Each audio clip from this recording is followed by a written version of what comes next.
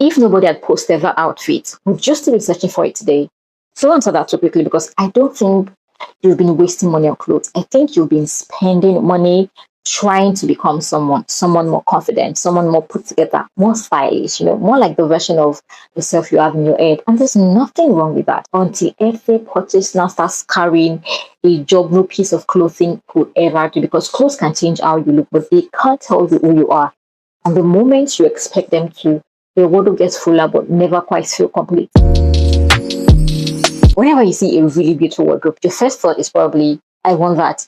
And I get it because I do. I mean, you look at it and everything just works. The colors make sense. Nothing looks random. You can tell whoever owns those clothes has figured something out. And without even realizing, you start thinking, maybe I just need a few more pieces. So can I ask you something? Have you ever actually gotten that feeling like, I mean, you bought the top, then the trousers, then the shoes, maybe even the bag.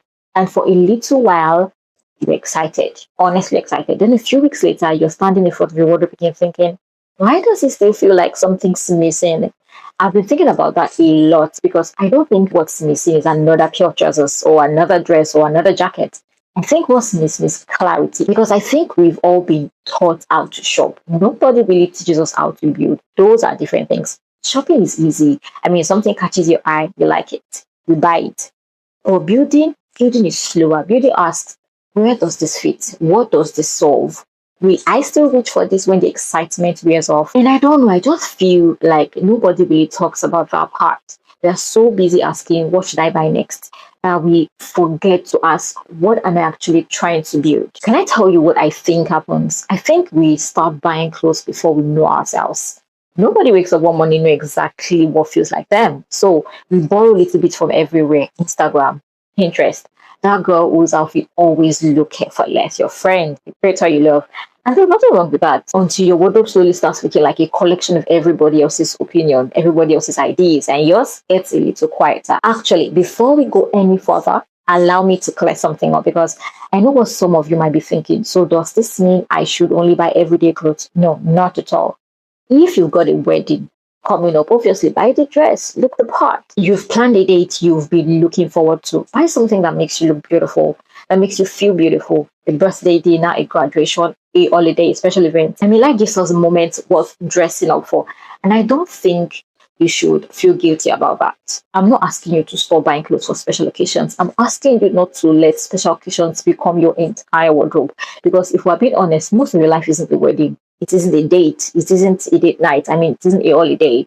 Most of your life is made up of ordinary days. Going to work, running errands, meeting a friend, attending a meeting, going to church, picking up groceries, just living your life. So if most of your wardrobe is quietly waiting for an invitation, who's getting dressed for your actual life? I think that's the question, because a wardrobe shouldn't be built around the life you experience once in a while. It should be built around the life you wake up to most mornings. Special pieces deserve a place.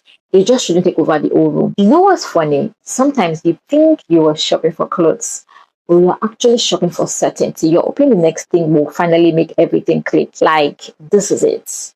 This is the pieces that's going to pull my wardrobe together. And it doesn't. Not because it wasn't beautiful. It just wasn't the answer. And I honestly think that's why so many wardrobes feel full yet unfinished at the same time. So if you were sitting here with me and you asked, Esther, where do I even start? Let's leave the shopping alone for a second, not forever, just for a minute. What do you actually wear? Not what you wish you wore, not what looks nice hanging up. What do you genuinely reach for without thinking? Because here's the thing, your wardrobe has been answering that question for years. Every time you ignore that top, it told you something. Every time you reached for that same pair of trousers, it told you something. Every time you bought something and you wore it once and never touched it again, it also told you something. Clues have always been there. We just don't think of our wardrobes as something that could teach us. And maybe that's why building a wardrobe takes longer than buying one. I mean, you're not just collecting clothes, you're slowly learning yourself along the way.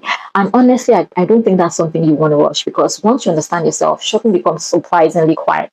You start feeling like you need everything. You start knowing exactly what deserves a place in your wardrobe and what was just passing through. I think that's what people mean when they say someone has a great wardrobe. It's not that they own more, it's that they own with more intention. And those are two completely different things. So if you've been feeling like your wardrobe is always one purchase away from finally feeling complete. Maybe, just maybe, is asking for more clothes. Maybe it's asking for a little more understanding. And I promise you, that's a much cheaper place to begin. And that is all. I'll see you in our next conversation. Bye.